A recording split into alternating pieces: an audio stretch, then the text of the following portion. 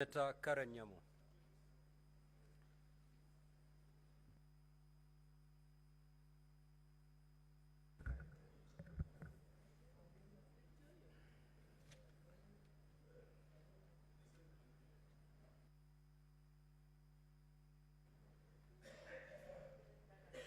Thank you, Mr. Speaker.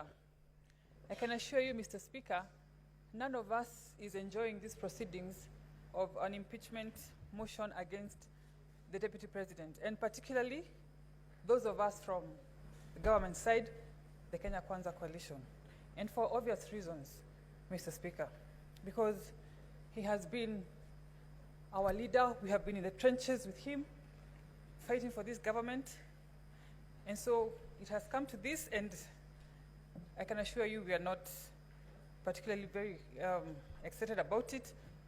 I personally have interacted with him on numerous occasions.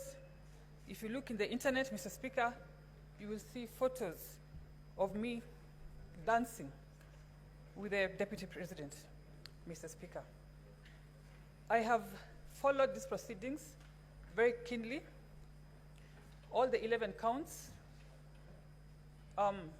one that the gross violations of the Constitution, Article 10(2), the one that talks about the conduct of public officials, including the Deputy President, the one that talks about him being a principal assistant of the President and an extension of the presidency, Article 147, that talks about his insubordination, and one that Sifuna has talked about, Article 160, that deals with undermining public institutions, and particularly the judges, Mr. Speaker.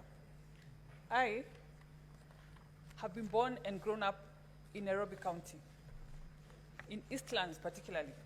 And where I come from, when we grow up, we are not even aware of each other's tribe. Our neighbor could be from any other tribe. And so when I hear the Deputy President talking and allocating shares to citizens, I am aware that he's excluding more than half the population of Nairobians from service delivery, the same people that me and Sifuna are always here fighting for, every day, for allocations and for services, Mr. Speaker. And as if that was not enough, he was in the CBD the other day, addressing Nairobians in the Kikuyu language, assuming that all Marikiti traders are Kikuyus. Mr. Speaker, nothing can be further from the truth. And sowing seeds of tribalism in Nairobi is very, very dangerous. If you have seen the slum setup, where people live together, all tribes together, I do not want to imagine if you sensitize these people and make them aware of their tribes and their lack of shares in their own country, Mr. Speaker. And finally, in future, I want to call upon presidential candidates to make it a very critical attribute of their running mates to have political maturity and to have a national outlook, Mr. Speaker.